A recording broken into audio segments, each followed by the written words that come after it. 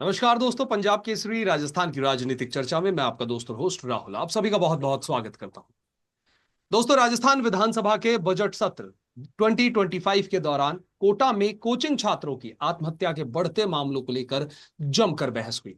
कांग्रेस नेता शांति धारीवाल ने सरकार से सवाल किया कि जब केंद्र सरकार की गाइडलाइन के तहत कोचिंग संस्थानों में काउंसलर और साइकोलॉजिस्ट अनिवार्य किए जा चुके हैं, तो प्रदेश में कितने कोचिंग संस्थानों ने इस नियम का पालन किया है। इस पर मंत्री गजेंद्र सिंह खीवसर ने जवाब दिया कि राज्य सरकार का एक नया कानून लाने की तैयारी जो है वो राज्य सरकार कर रही है, जिससे कोचिंग संस्थानों में काउंसलर्स और साइकोलॉजिस्ट की नियुक्ति अनिवार्य की जाएगी। मंत्री ने यह भी बताया कि अब तक 27,000 छात्रों की काउंसलिंग करवाई जा चुकी है और सरकार ने काउंसलर्स और साइकोलॉजिस्ट की नियुक्ति को मंजूरी दे दी है। सरकार ने आश्वासन दिया कि 23 मार्च तक नया कानून लागू किया जाएगा और कोचिंग संस्थानों में काउंसलर और साइकोलॉजिस्ट की नियुक्ति भी की जाएगी। इसी मुद्दे पर आज हम चर्चा करेंगे कि आखिर क्या नया बिल जो है वो इन कोचिंग संस्थाओं पर नकेल कस पाएगा। और इस चर्चा में हमारे साथ जुड़ गए हैं दो खास मेहमान। बीजेपी प्रवक्ता नरेंद्र कटारा इस चर्चा में हमारे साथ देंगे। नरेंद्र जी, बहुत बहुत स्वागत है आपका। कांग्रेस प्रवक्ता गोविंद जी इस चर्चा में हमारे साथ देंगे। गोविंद जी, बहुत बहुत स्वागत है आपका। नमस्कार। इस चर्चा को आगे बढ़ाएंगे उससे पहले आप दोनों ही मेहमानों से ओपनिंग नोट लेना चाहूंगा। कोचिंग संस्थानों की जो मनमर्जी चल रही है उसको लेकर क्या कुछ कहेंगे। सबसे पहले नरेंद्र जी, ओपनिंग नोट सर। अ, सबसे पहले मैं आपको कुछ चीजें रखना चाहता हूं जी। कि भजनलाल सरकार ने राजस्थान में आते ही इन बच्चों के भविष्य के लिए, इनके जीवन को सुरक्षित करने के लिए क्या क्या काम किए हैं, उसके बाद में हम चर्चा पे जाएंगे। जी। आप और हम सब जानते हैं कि देश दुनिया के सबसे लोकप्रिय नेता यशस्वी प्रधानमंत्री नरेंद्र मोदी जी और राजस्थान के माननीय मुख्यमंत्री भजनलाल शर्मा जी युवाओं के चहेते हैं और लगातार युवाओं के भविष्य को लेकर चिंतित रहते हैं।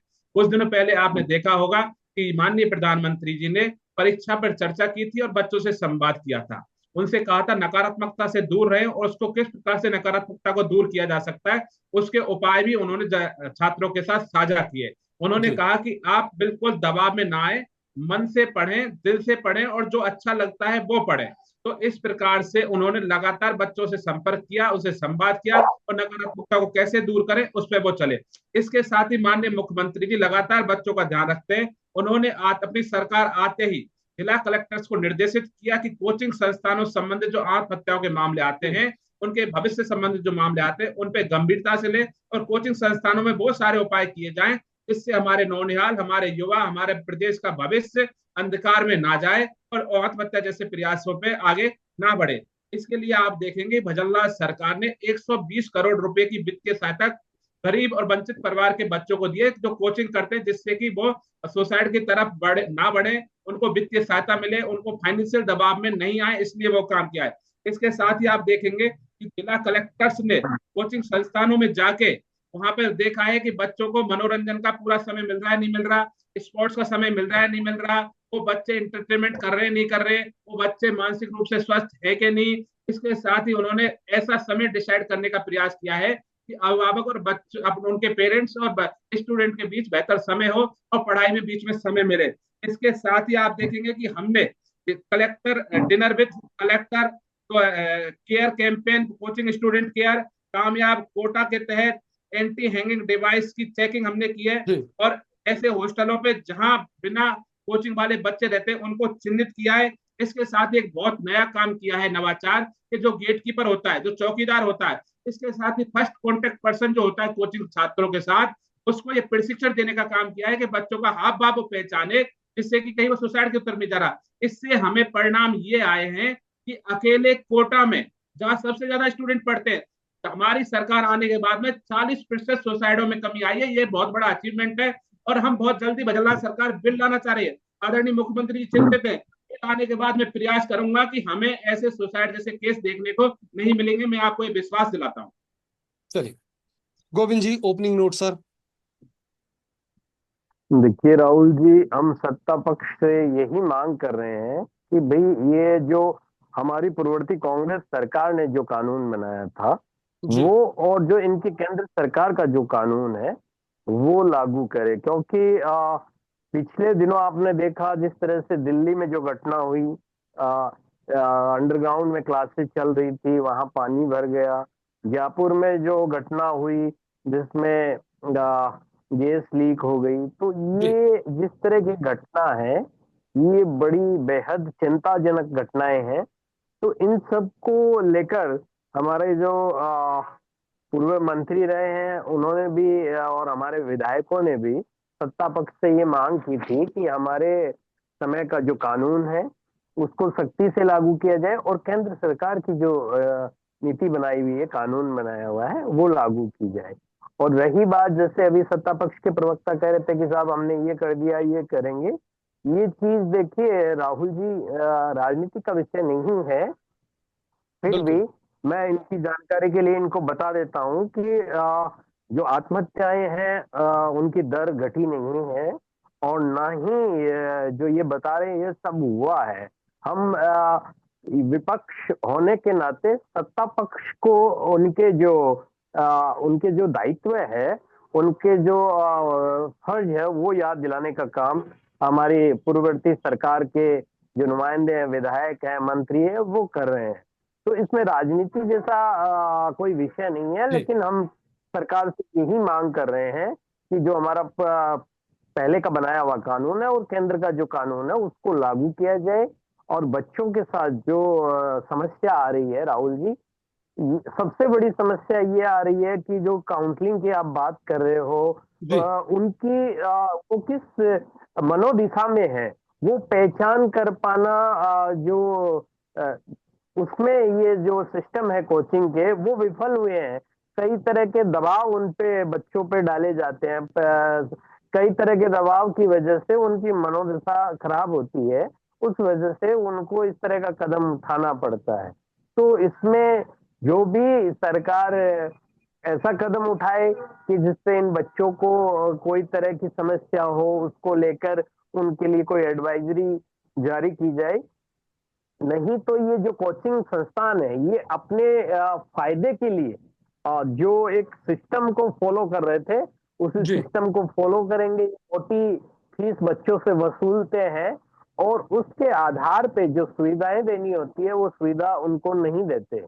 तो इन सब चीजों के लिए सरकार को सख्त से सख्त कदम उठाना चाहिए, और जल्द से जल्द।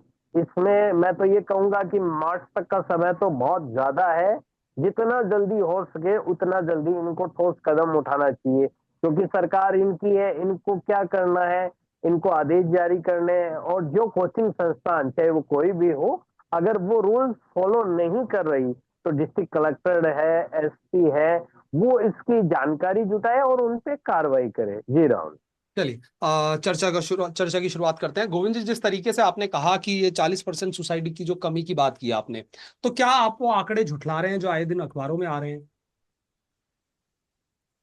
देखिए, आंकड़ों की बात ऐसी है कि आंकड़ों का खेल तो अब वही चीज आ गई। फिर आंकड़ों का खेल तो ये सरकार कर ही रही है, लेकिन हम तो ये चाहते हैं बच्चों का भविष्य की बात है, और इस बात को लेकर हमने जो पुरजोर मांग उठाई है, और हम यही चाहते हैं कि बच्चों का भविष्य चलिए, सुरक्षित पूर्ववर्ती रहे। सरकार का और जो कानून है उसे लागू किया जाए, ये आप लोगों की जो मांग है जी। जो सपने चलिए लेकर वो आए हैं, जी। को पूरा करने का काम ये सरकार करे, और हम सबकी भी ये जिम्मेदारी होती है कि हम सब भी इसमें सहयोग करें। चलिए, नरेंद्र जी का रुख करूंगा। नरेंद्र जी, क्या कुछ कहेंगे? जिस तरीके से आंकड़ों की बात की जा रही है कि आंकड़ों का खेल जो है बीजेपी सरकार लगातार हर जगह करती हुई आ रही है, ऐसा कहना है। कांग्रेस का लगातार आरोप भी लगाते रहे हैं आंकड़ों को लेकर कांग्रेस सरकार जो है।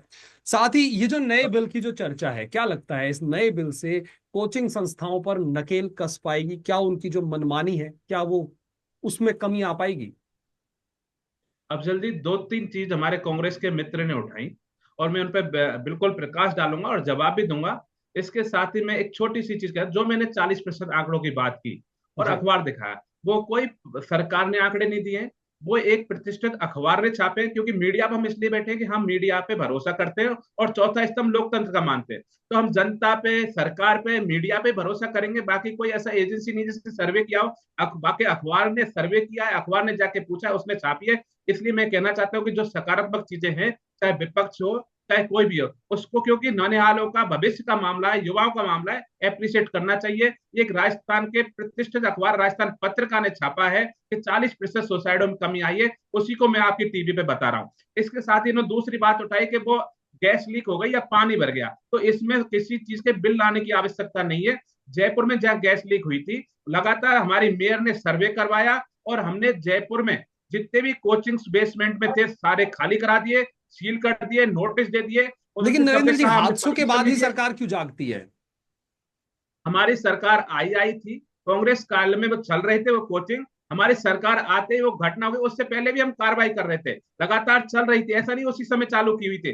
लगातार हमारे इंस्पेक्टर्स जा रहे थे, बच्चों की शिकायतों पे काम कर रहे थे, और मैक्सिमम कोचिंगों को हमने बेसमेंट्स को खाली करा दिया था। उनसे कहा था कि कॉमर्शियल एक्टिविटी के लिए आप जो भी नियम कानून होते हैं, क्योंकि भजनलाल सरकार आ चुकी है, जनता की सरकार है, हम युवाओं के भविष्य के साथ सुरक्षित हम व्यवहार करते हैं, उनके साथ हम खड़े हैं और युवाओं के चहते यहाँ के मुख्यमंत्री भजनलाल शर्मा है। इसलिए हमने पहले दिन से कह दिया कि कॉमर्शियल एक्टिविटी के लिए, संस्थाओं के लिए, कोचिंग्स के लिए जो जो गाइडलाइन बनी हुई है उस प्रकार से आप परमिशन लीजिए, नहीं तो आपको कोचिंग बंद कर दिए। और हमने बहुत सारे कोचिंग सील भी किए हैं। इसके साथ आप देखिए कि इस बजट में हमने युवा साथी केंद्र खोलने का इसलिए घोषणा की है कि सबसे ज्यादा मनोवैज्ञानिक कारण होता है युवाओं को अवसाद की ओर जाने के लिए। तो उनको समझाने के लिए यहाँ फ्री हैंड लोग बैठेंगे, युवाओं से चर्चा करेंगे, कैरियर की बात करेंगे, उनके विकास की बात करेंगे, खेलने की बात करेंगे, उनकी समस्याओं पर चर्चा करेंगे, और आने वाले समय में ये आत्महत्याएं रुकेंगी। और आप देखेंगे कि बिल आने के बाद में, वास्तविकता में बिल आने के बाद में, क्योंकि कांग्रेस सरकार ने जो किया वो लास्ट समय किया, जुलाई में सारे काम किए, इनके 30 दिन बचे थे। और हमारी सरकार में सबसे ज्यादा बड़ी बात क्या है, हम सारे काम पहली साल में कर रहे हैं, इसलिए उनको पूरा करने की जिम्मेदारी भी हमारी है। तो मैं आपको विश्वास देता हूं, भजनलाल सरकार युवाओं के साथ पूरा ऐसा व्यवहार करेगी, उनके भविष्य सुधरे। और अब तो कोचिंगों में युवाओं की भीड़ लगी हुई है, क्योंकि इतनी सारी वैकेंसीज आ रही हैं, लाखों की लाखें युवाओं सरकारी नौकरी निकल रही है। तो हमारी जिम्मेदारी और बनती है, तो हमारे पार्टी के कार्यकर्ता हो, अधिकारी हो, मुख्यमंत्री हो, सरकार हो, सब चौकन्ने हैं कि युवाओं के साथ किसी प्रकार का खतरा ना हो। और इसीलिए कलेक्टर्स को साफ निर्देशित किया गया है कि वो क्लासों में जाएं, क्लास लें, युवाओं से संवाद करें, उनके साथ खाना खाएं, चर्चा करें, उनकी वित्तीय स्थिति के बारे में चर्चा करें। कोई बच्चा नहीं पढ़ना चाहता, उसकी फीस वापस हुई कि नहीं, इसमें तत्काल निर्णय लें।